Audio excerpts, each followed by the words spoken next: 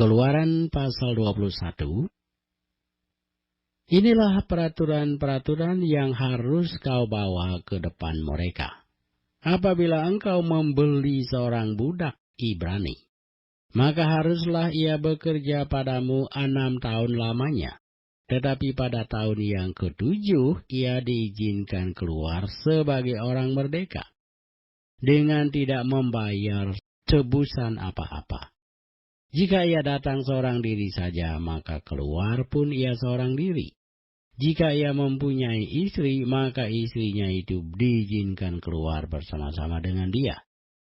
Jika tuannya memberi kepadanya seorang istri, dan perempuan itu melahirkan anak-anak lelaki atau perempuan, maka perempuan itu dengan anak-anaknya tetap menjadi kepunyaan tuannya.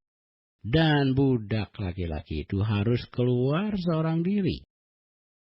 Tetapi jika budak itu dengan sungguh-sungguh berkata, aku cinta kepada tuanku, kepada istriku, dan kepada anak-anakku, aku tidak mau keluar sebagai orang merdeka, maka haruslah tuannya itu membawanya menghadap Allah, lalu membawanya ke pintu atau ke tiang pintu, dan tuannya itu menusuk telinganya dengan penusuk, dan budak itu bekerja pada tuannya untuk seumur hidup.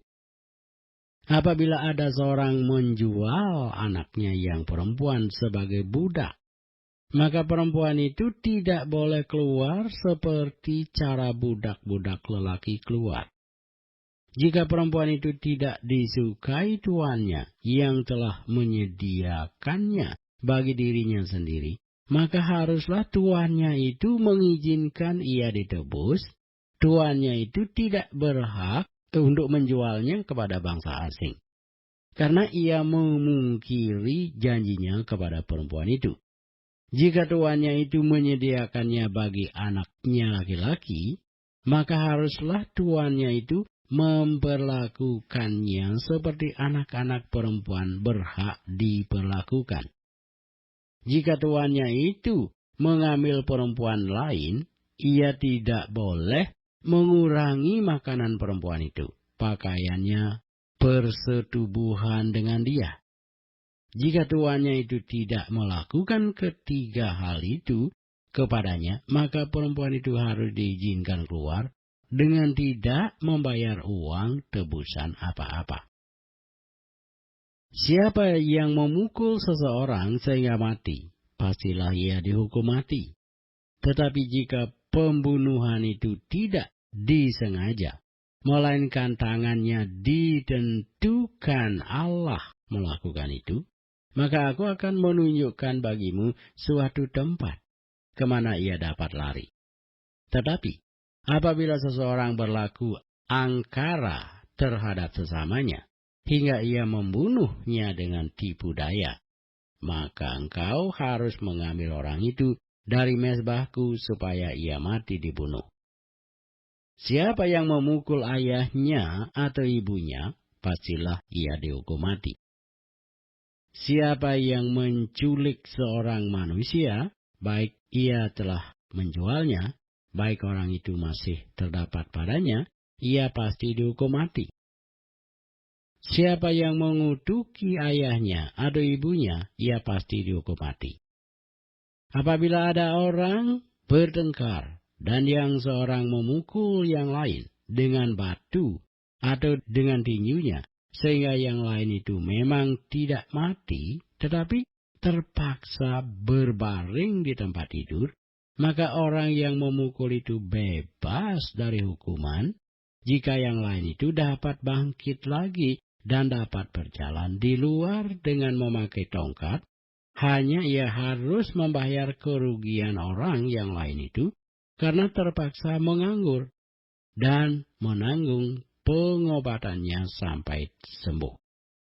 Apabila seseorang memukul budaknya laki-laki atau perempuan dengan tongkat sehingga mati, karena pukulan itu pastilah budak itu dibalaskan. Hanya jika budak itu masih hidup sehari dua, maka janganlah dituntut belanya, sebab budak itu adalah miliknya sendiri. Apabila ada orang berkelahi dan seorang dari mereka tertumbuk kepada seorang perempuan yang sedang mengandung, sehingga keguguran kandungan, tetapi tidak mendapat kecelakaan yang membawa maut, maka pastilah ia didenda sebanyak yang dikenakan oleh suami perempuan itu kepadanya, dan ia harus membayarnya menurut putusan hakim. Tetapi jika perempuan itu mendapat kecelakaan yang membawa maut, maka engkau harus memberikan nyawa ganti nyawa, mata ganti mata, gigi ganti gigi, tangan ganti tangan, kaki ganti kaki, lecur ganti lecur, luka ganti luka, bengkak ganti bengkak. Apabila seseorang memukul mata budaknya laki-laki atau mata budaknya perempuan dan merusakkannya, maka ia harus melepaskan budak itu sebagai orang merdeka, pengganti kerusakan matanya itu. Dan jika ia menumbuk sampai tanggal gigi budaknya laki-laki atau gigi budaknya perempuan, maka ia harus melepaskan budak itu sebagai orang merdeka, pengganti kehilangan giginya itu.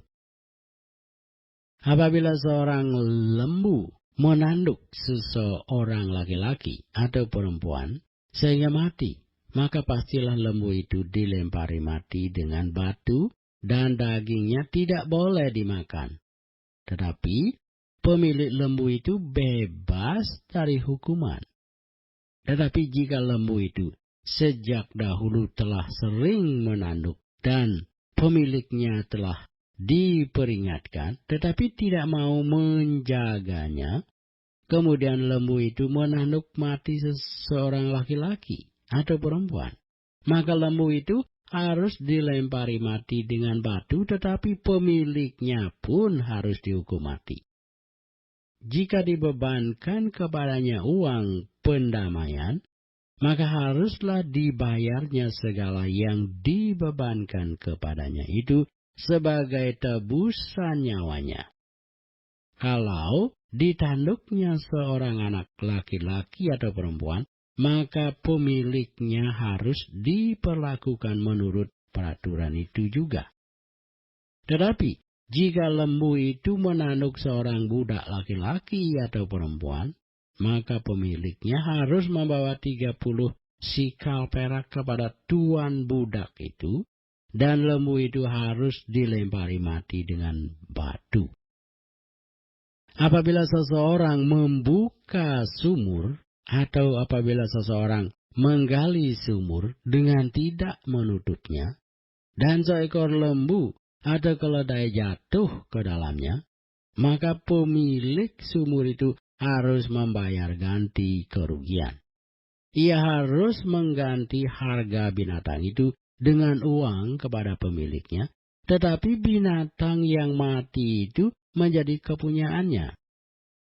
Apabila lembu seseorang menanduk lembu orang lain sehingga mati, maka lembu yang hidup itu harus dijual, uangnya dibagi, dan binatang yang mati itu pun harus dibagi juga.